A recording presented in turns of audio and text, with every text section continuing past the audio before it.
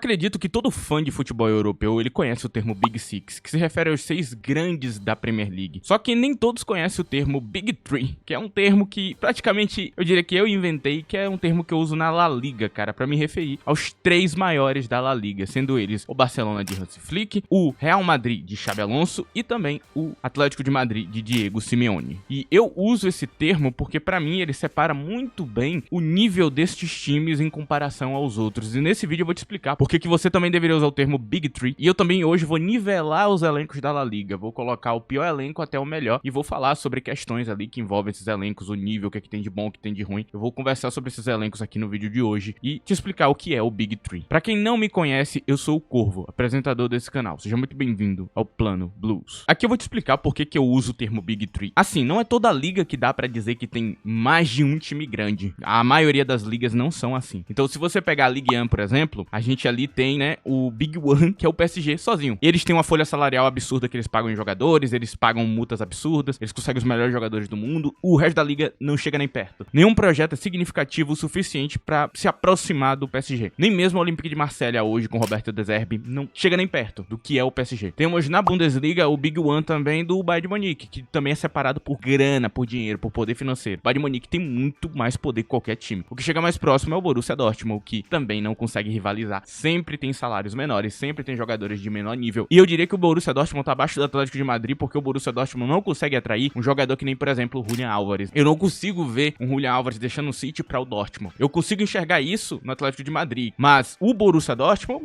não tem esse poder nas mãos. Então é um poder um pouco abaixo. Por isso que não dá pra dizer que ele é um dos grandes desse nível que a gente coloca. E eu diria que esse Big que eu tô citando são times que têm poder próximo aos times da Premier League ou os times de Big Six da Premier League. Então eu sempre quando cito esses times eu tô colocando Big Three, Big One, porque eu tô colocando eles como os grandes ali que se equiparam aos times de Premier League. E o Big Six é exatamente isso, cara. Talvez não seja marcado por títulos, tem muita gente que diz que é Big Five, exatamente essa piada ela existe, porque o Tottenham teoricamente não é esse time super vitorioso, nunca ganhou nenhuma Champions, não tem essa história tão poderosa. Tem times na Premier League, por exemplo, que tem uma história até um pouquinho maior, né? Um Aston Villa, por exemplo, você pode falar que ele já ganhou a Champions, que isso é mais importante. Tem o Nottingham Forest, que já ganhou 2 Champions também, então é um time que também tem um peso ali interessante. E aí tem gente que pode usar esse argumento. Só que não faz sentido, porque o termo Big Six, ele não tá atrelado só a títulos, é também o poder financeiro. Eu diria que a coisa principal que separa o Big Six é poder financeiro. Então, se você pegar os 6 grandes da Premier League, o que separa eles dos outros times é folha salarial, é nível de contratação, atratividade. Então, eles conseguem contratar jogadores que se equiparam ali a contratações de Real Madrid e Barcelona e colocam eles lá em cima. Por isso que existe o Big Six. Quando as pessoas usam o termo Big Six, se ela estiver utilizando da forma correta, é pra referir a grana e não necessariamente a títulos. Então, sim, o Tottenham faz parte do Big Six, porque o Tottenham tem uma folha salarial bem acima da média e também contrata jogadores de um nível muito maior, consegue gastar em multas bem maiores. Se o Tottenham quisesse ser mais gastão, ele seria. O Tottenham tem um dos estádios mais modernos do futebol europeu. O Tottenham teve craques ali nas mãos deles, como Harry Kane e Heung-min Son durante muito tempo, conseguiu manter dentro do elenco, o que o coloca ele acima de muito clube. Dá pra utilizar esse termo no Tottenham também, então ele é parte do Big Six, isso não vai mudar. O que pode acabar acontecendo é o Tottenham descer de nível se ele começar a ficar de fora durante muitos anos. Aí durante muitos anos, digamos que o Aston Villa consegue invadir e ir pra Champions várias vezes, o Aston Villa vai começar a atrair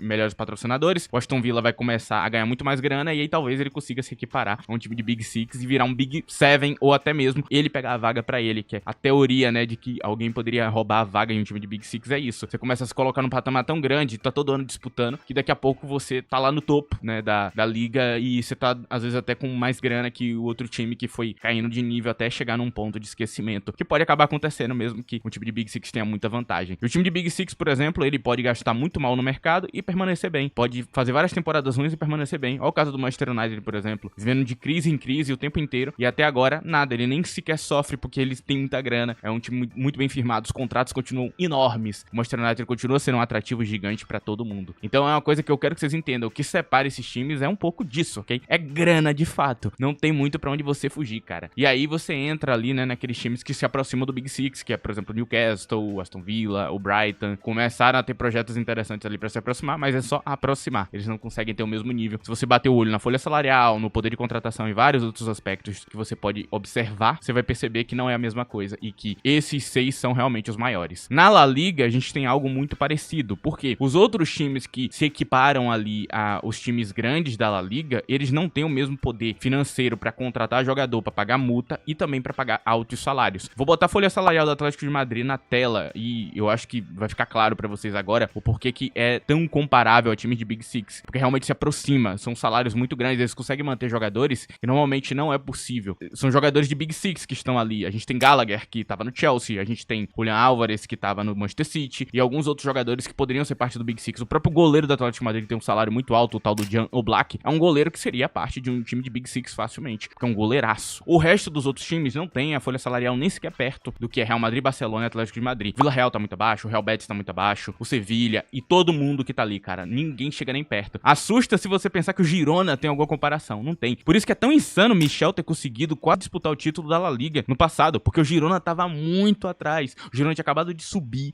e era um time que tava lá em cima na Liga. Era muito impressionante aquele momento, cara. É um momento que tem que ficar na história, porque realmente o cara fez o improvável. E é por isso que às vezes eu elogio tanto alguns treinadores aqui nesse canal, porque eles estão fazendo o improvável. Quando você olha pra folha salarial, o nível dos jogadores, as contratações que às vezes não passam de 25 milhões de euros e o cara tá em segundo lugar, em terceiro lugar na Liga, você tem que olhar e falar, mano, esse cara é muito foda, mano. Esse cara é muito foda. Porque ele tá muito atrás de uma elite financeira que existe no futebol e que domina ele. E ainda assim ele tá batendo de frente com um sistema ali que é muito desfavorável pra ele. Então é um negócio assim que você tem que ter orgulho de ver. E aí é o Big Three por quê? O Atlético de Madrid tem essa grana a mais, o Barcelona e o Real Madrid. Então eles têm salários, jogadores de alto nível, os melhores jogadores do futebol europeu, craques e acesso a coisas que outros times não vão ter. Por isso que pra mim é o Big Three na La Liga, ok? Em outras ligas tem outros termos que você pode utilizar. Se eu não me engano, na Série A italiana tem um termo ali em específico pra citar os melhores times. A Série A italiana passa por algumas questões financeiras ali, eles não ganham tanto. Então tem muito time com o elenco ali mais em conta, né? O Milan, por exemplo, tem um elenco bem mais em conta do que o normal. Mas ainda assim eles têm acesso a grandes jogadores, eles são atrativos. Os jogadores querem vestir aquela camisa, então eles também estão acima dos outros times da La Liga aqui que não são do Big Three. Então eles estão acima, né? O Milan, Inter de Milão também tem altíssimos salários, apesar de fazer muito scout, né? Pegar jogador de graça. Marco Churran, por exemplo, veio de graça. Mas ainda assim, eles são comparáveis aos grandes do futebol europeu. Eles podem ter uma pequena desvantagem, mas eles estão ali perto. E eles são grandiosos atrativos para o cara jogar Champions League, para o cara ter uma passagem grande na carreira. Tem a galera que quer vestir a camisa do Milan, vestir a camisa da Juventus, vestir a camisa da Inter de Milão. Então, eles podem estar um pouquinho atrás, mas não é muita coisa. Não é grande coisa também. Então, eles também são grandiosos. Eu não sei como definir os maiores ali da Série A italiana, porque é uma liga muito competitiva, então são muitos times bons ali, então complicado eu definir um número exato, mas na La Liga eu consigo. E esse aqui é o Big Three, por isso que você deveria usar o termo Big Three. E lembrando que esses três times que eu tô citando aqui do Big Three, Atlético de Madrid, Barcelona e Real Madrid, eles também estão na disputa da Champions todo ano. Todo ano eles fazem boas campanhas de Champions. Esses três times, eles sempre são favoritos em alguma coisa, ou conseguem ser extremamente competitivos. Barcelona nos últimos tempos teve seus problemas ali, muito pela questão financeira e tudo mais, mas ainda assim eles são extremamente competitivos, e isso também é uma coisa que define muito bem, né? O Big Six também é muito disso. Sempre que você tem esses times de Big Six na Champions League, esses times estão disputando muito bem. E até esperam que a final, né, ou pelo menos a semifinal, tenham pelo menos dois times ingleses. Então, é muito pra você entender o que eu tô falando aqui, né? O que é esse nível a mais. Esses times são consistentes no topo do futebol. Enfim, eu acho que é isso. Eu acho que eu expliquei tudo. Agora eu vou mostrar os elencos de Real Madrid, Barcelona e Atlético de Madrid e vou nivelar eles e vou explicar por que cada um tá com mais ou menos vantagem. Antes disso, eu vou pedir pra você que não se esqueça de deixar o like nesse vídeo, muito importante. Isso ajuda muito o canal. Se possível, também utilize a opção de hype, tem na aba de comentários no smartphone. Isso ajuda muito o meu canal. Você passa pro lado na aba de comentários no smartphone e você pode me dar um hype gratuito. Isso ajuda demais, ok? Agora tem a opção de membros ativa também aí. Se vocês quiserem utilizar, se tem ali o Seja Membro, o botãozinho está ativo, ok? Você pode utilizar ele. E se você quiser ter um contato maior comigo, me ver comentando futebol europeu, mercado de transferências, partidas, eu tô sempre assistindo e comentando no meu Twitter. Tá aí na tela,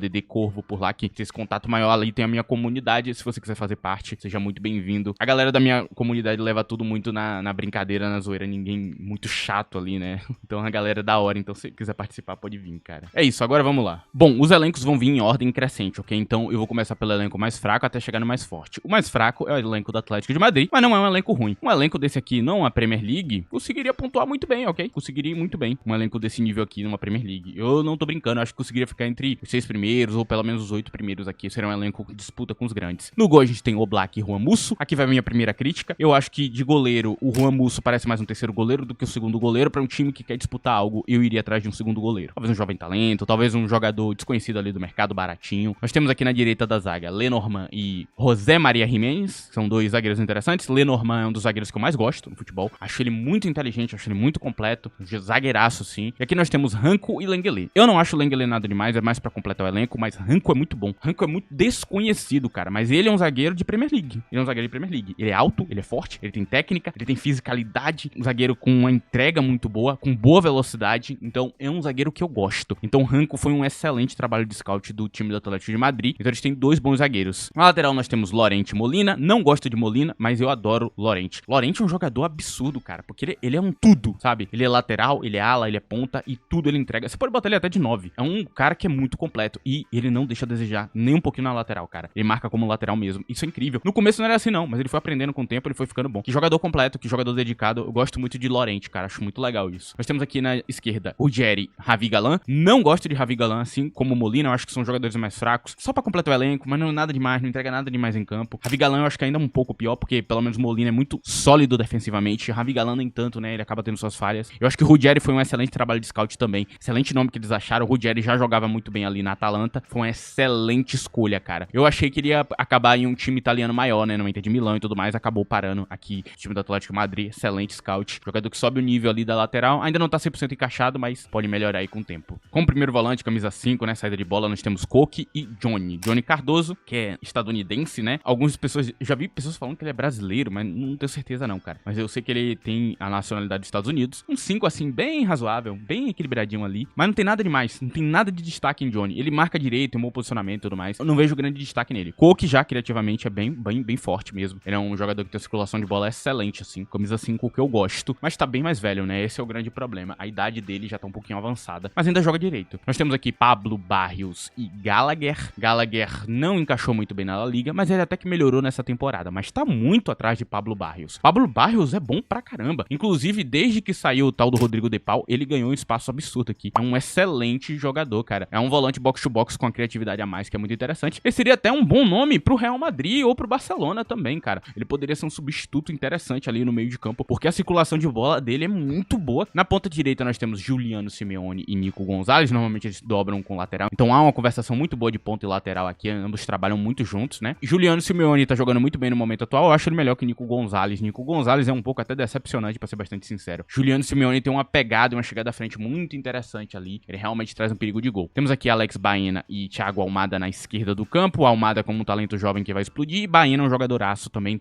bem jovem, mas demonstra um padrão de um jogador que tá bem mais ligado do que faz em campo. É um jogador que evoluiu mais rápido, eu diria, até porque já joga há muito tempo, né? Baena é muito bom, inclusive. É muito legal pra um treinador que nem Diego Simeone, é uma boa escolha de mercado. Por último, na camisa 9, nós temos Julián Álvares e Raspadori. E Griezmann e Sorloth. Eu sei, tava errado aqui, eu já consertei. Acabou aqui com seu toque, né? Que você viu que tava errado. Griezmann e Sorloth aqui na direita do campo. Então, é um atacante à esquerda, um atacante à direita, mas são dois camisas 9. Muitas das vezes é mais um 4-4-1-1 do que um 4-4-2, propriamente dizendo. Um joga como um 10 e 9, o outro joga como um 9 de movimentação mesmo ali pra chegar ao gol. E aí nós temos um Sorloth que é mais âncora, que esse treinador nem usa muito bem, pra ser bastante sincero. Ele tá usando o Sorloth até bem mal, pra ser bastante sincero com vocês. Mas funciona às vezes, funciona. De fato, às vezes funciona. Mas eu diria que a melhor dupla é Álvares e Griezmann, né? Griezmann sendo mais um 9 de movimentação que chega na área do nada ali como um elemento surpresa. Eu diria que funciona melhor do que um Sorloth que é mais âncora, que você vai ficar jogando bola nele. Enfim, é isso, cara. Esse aqui é o 4-4-2. Não tem grandes problemas aqui, mas é claro, esse elenco poderia ter melhor nível. Se melhorasse os reservas, se melhorasse os titulares das laterais, se melhorasse, por exemplo, o reserva da zaga, tem um jogador melhor que o Lenglet. No meio de campo, falta realmente aquele grande jogador, né? Só temos aqui um jogador de muita qualidade, Pablo Barrios. Os outros três aqui são questionáveis, né? Gallagher parece não estar muito bem adaptado. Koke e Johnny não são aqueles jogadores mais tão bons assim. Koke já tá mais velho. Nas pontas eu acho interessante, porque são pontas mais trabalhadores, né? Vão cumprir mais papéis táticos e as escolhas são boas mesmo. Eu acho que realmente encaixa direitinho com o treinador quer. Claro que tem escolha melhor. Então o Atlético de Madrid contrata jogadores interessantes, mas é o que dá. Então acaba sendo limitado a isso e aí vai depender do treinador motivar esses caras e fazer eles funcionar. Por isso que é um elenco que tá um pouquinho abaixo, porque eles não conseguem o que eles querem, e sim o que dá, o que tá disponível. E aí limita bastante, mas é um elenco bom, é um elenco de qualidade aqui. Bom, aqui nós temos o elenco do Barcelona, cara. Ele fica aqui em segundo lugar, né? No gol a gente tem Juan Garcia e Chesney. Adoro o Juan Garcia, cara. Eu já tinha falado dele no canal muito antes dele ir pro Barcelona. Fiz um vídeo aqui de goleiros e coloquei lá o talento da liga ali, e eu coloquei Juan Garcia nesse vídeo. E realmente, cara, ele é um monstro. Ele é muito bom. Defendendo. Com os pés, ele tá muito abaixo de Ter Stegen. É uma troca. Você trocou uma coisa pela outra. Eu achava Ter Stegen muito bom com as mãos, mas ainda melhor com os pés. E era um goleiro equilibrado. O Juan Garcia não. Ele é um monstro com as mãos. Ele fecha muito. Eu gosto desse tipo de goleiro, ok? Chesney oscila muito. Chesney às vezes tem um jogo de Deus, um monte de jogo ruim.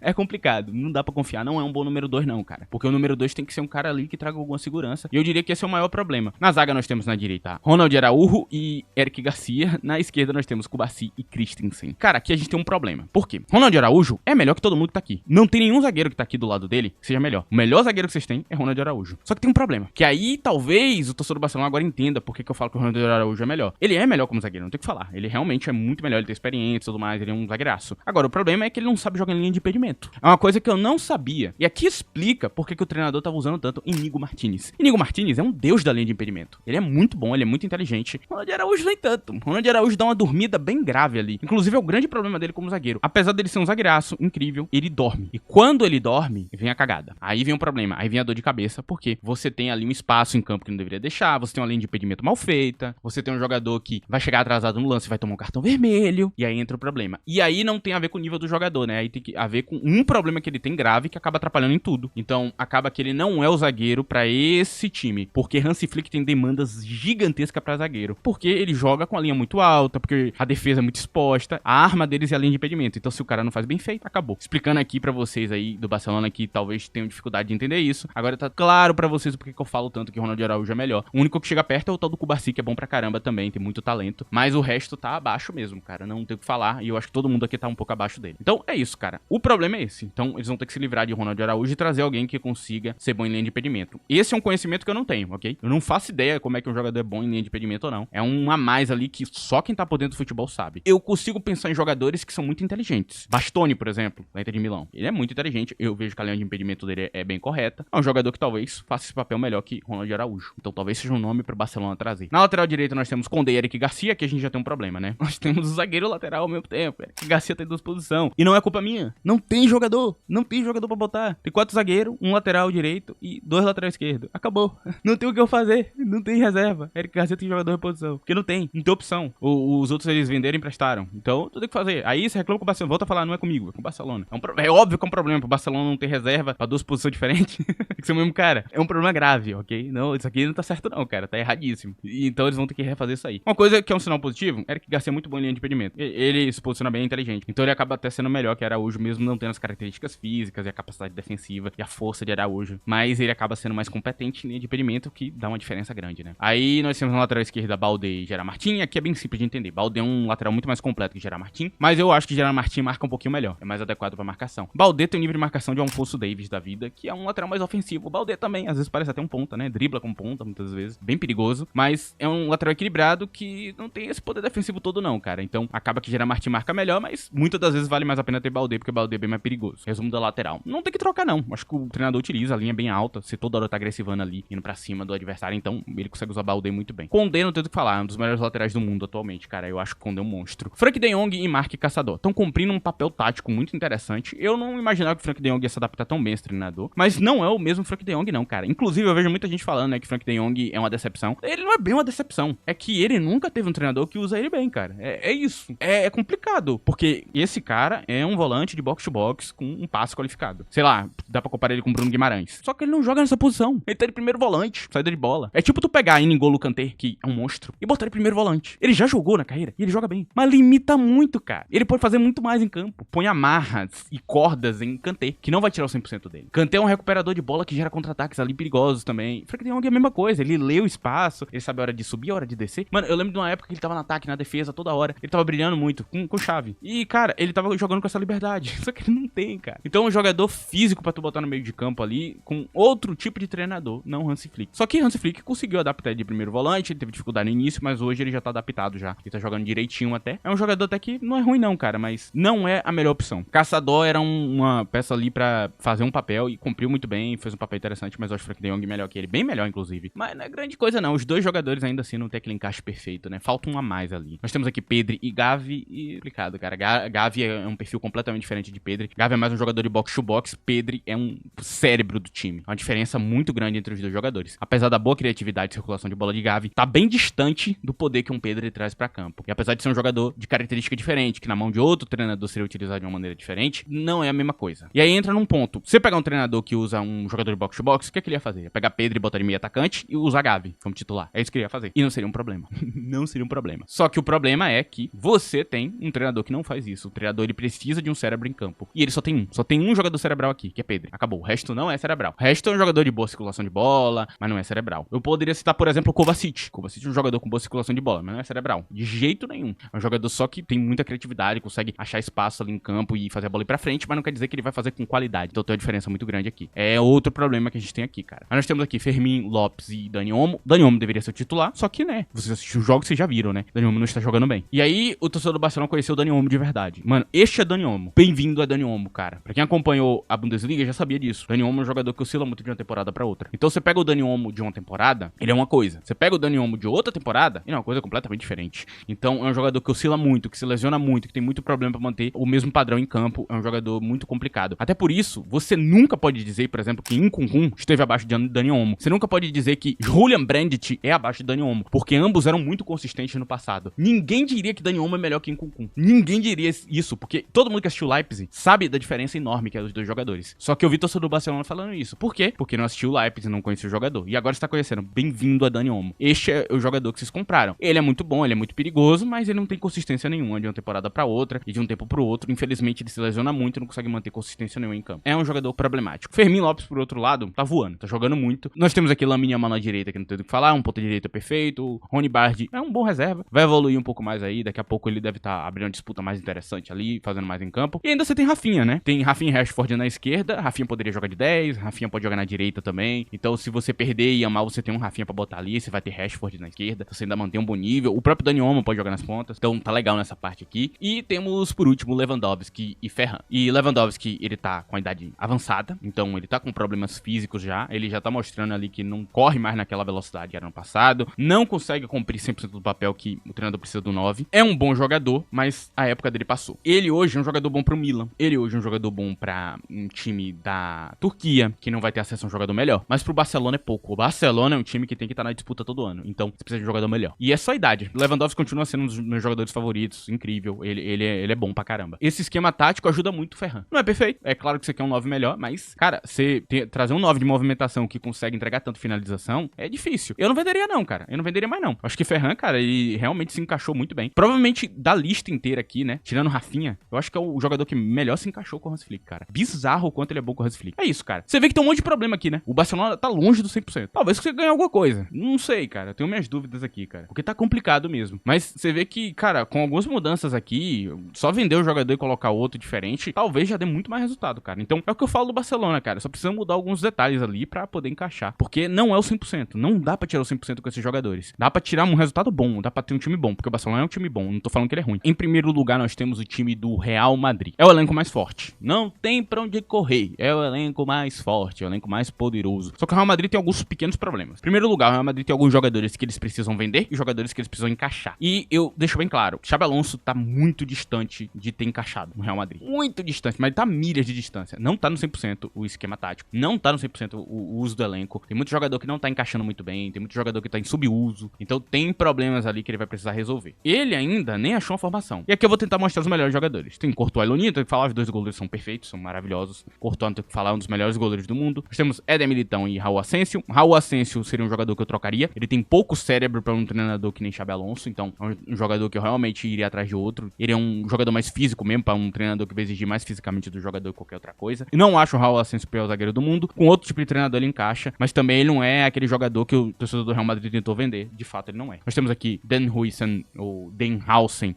e Rudiger. Rudiger não tem do que falar, eu tiro o chapéu pra ele. Jogadoraço assim, muito bom. E Hausen também tá excelente. Eu acho que Hausen é até um pouco melhor, porque Hausen tem uma habilidade, uma visão de jogo muito acima da média, cara. Militão voltou bem de lesão também, então a zaga do Real Madrid tá legal. Agora falta ajustar as laterais. O problema aqui é Alexander-Arnold. E qual que é o problema? Arnold não sabe marcar. Se você vai usar uma linha de 4, você precisa de um lateral que tem equilíbrio e que saiba marcar. Então não dá pra encaixar Arnold sem deixar o campo exposto. É legal ter a criatividade de Arnold, ele ajuda muito nessa parte. Só que o lado mais poderoso do campo é a esquerda. Você vai ter Mbappé e Vini. Então não faz sentido Arnold estar aqui na direita, né? Porque ele não vai ter um Salah pra mandar a bola como era no passado. Logo, faz mais sentido você fazer Arnold virar um primeiro volante ou um segundo volante ofensivo. O que é totalmente possível. Pra quem não sabe, Arnold jogou no meio de campo e jogava direito. Ok, não jogava mal não. Claramente ele tem que aprender a função. E aí vai ser de Xabi Alonso ter bolas, virar pra ele e falar: ô irmão, tu vai jogar no meio de campo. Sabe esse tal de Kimmich? Sabe esse tal de Kimmich? Que ele é tão bom? Você é muito parecido com ele. Vira meia lá. Vai lá virar meia. Vai lá atacar espaço. Vai lá fazer gol de falta. Vai lá atacar, chegar perto da área e vai jogar no meio de campo também, construindo o jogo, como o Arda Güler faz, porque você tem um passe muito parecido com o dele. Então, vale mais a pena transformar ele em um meia. Voltando pra lateral na lateral direita nós temos Valverde e Carvajal, bom o suficiente, dois jogadores equilibrados. Valverde é um monstro na lateral, meu Deus, como o Valverde é bom, cara, eu não sei explicar. Se botar qualquer volante, segundo volante na lateral, o cara vai jogar nada. O maluco é um deus na lateral, cara. É absurdo. E ele tem nível com Hakimi. As partidas dele me lembram Hakimi, cara, é um nível muito parecido. E eu acho que defensivamente ele é até um pouco mais correto, porque ele se posiciona mais defensivamente, né? Hakimi ataca muito espaço, por causa do treinador, é claro, né? Hakimi consegue defender muito bem também. Temos aqui, porque eu trouxe a Alaba, porque a Alaba é o melhor equilibrado defensivamente, é melhor pra colocar na lateral, porque, de novo, você precisa de defesa aqui, porque como ele joga com a linha muito alta, você precisa de um cara que corra e defenda muito bem, cara. Você precisa de um cara com bom posicionamento, com bom passe. A Alaba tem um bom passe e um bom posicionamento e defende bem. Agora, a Alaba tem um salário muito alto, ele vai sair provavelmente no fim dessa temporada ou em outra temporada, ele vai ter que sair por causa do salário alto. Mas, enquanto ele tiver, eu usaria a Alaba como reserva de carreiras e não os outros. Não gosto dos outros laterais, ok? Eu acho que ambos são expostos fisicamente ou estão muito mal. O caso de Ferland Mendy. Ferland Mendy tá muito mal atualmente, já há algumas temporadas. Não é uma, não, são várias. Ele realmente desceu muito de nível e não subiu mais. Então é um jogador que não tem mais nível pra Real Madrid. É um jogador que eu venderia também. Mas isso aqui tá muito bom, cara. Álvaro Carreiras é um monstro, cara. Álvaro Carreiras é um monstro, cara. Mano, ele é muito bom, cara. Eu costumo confundir o nome dele, cara. Às vezes eu falo o nome dele errado. Se eu falei nesse vídeo, me desculpe, ok? Eu confundo o nome desse cara. É isso. Como primeiro volante, nós temos Tchouaméni e Camavinga. Tchouaméni voando com esse treinador, jogando muito, muito, muito. Assim, não tem aquela saída de bola poderosa e nem precisa, porque normalmente a bola é distribuída em vários jogadores. O lateral sai com a bola, o zagueiro,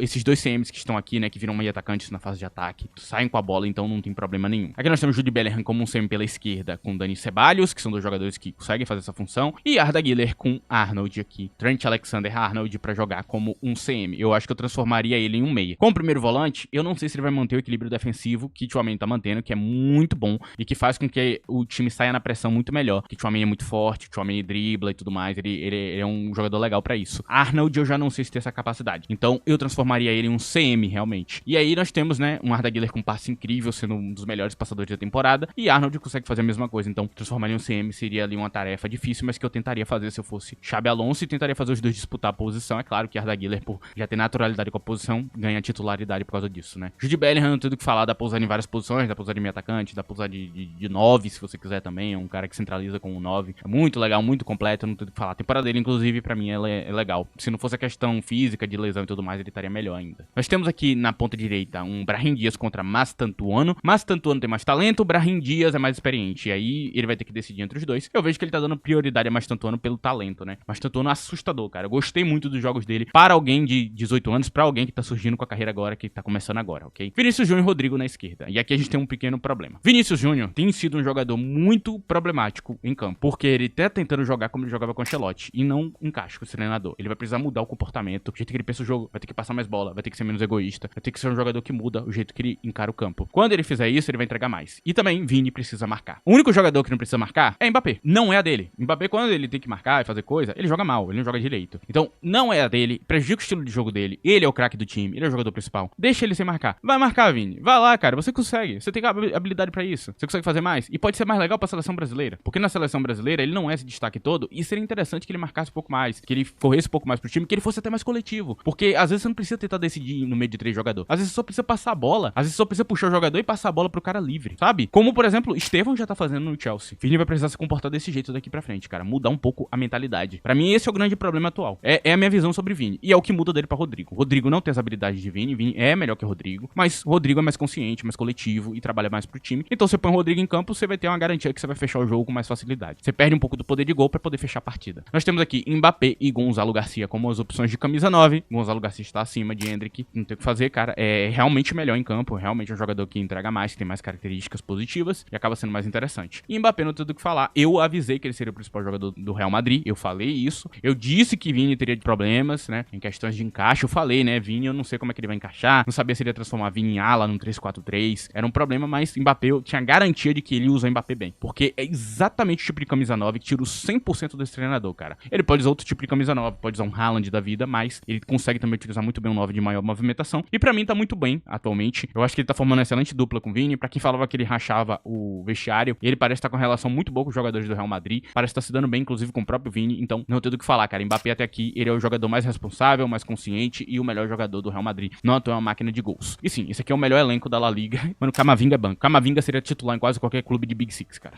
Ele é banco. E um banco absoluto, cara. Isso é o Real Madrid, cara. É o time das estrelas. Rodrigo é banco. Enfim, cara. Não vou continuar isso aqui, ok? Terminei por aqui. Esse vídeo já tá enorme. agradeço você que viu isso aqui inteiro, pra você que tinha curiosidade pra saber o nível dos elencos, quais eram as questões, os problemas, as forças, né? É isso. Enfim, agradeço a presença de todos, agradeço a você que deixou o like, que ajudou o vídeo de qualquer maneira. Muito obrigado pela sua presença. Tchau!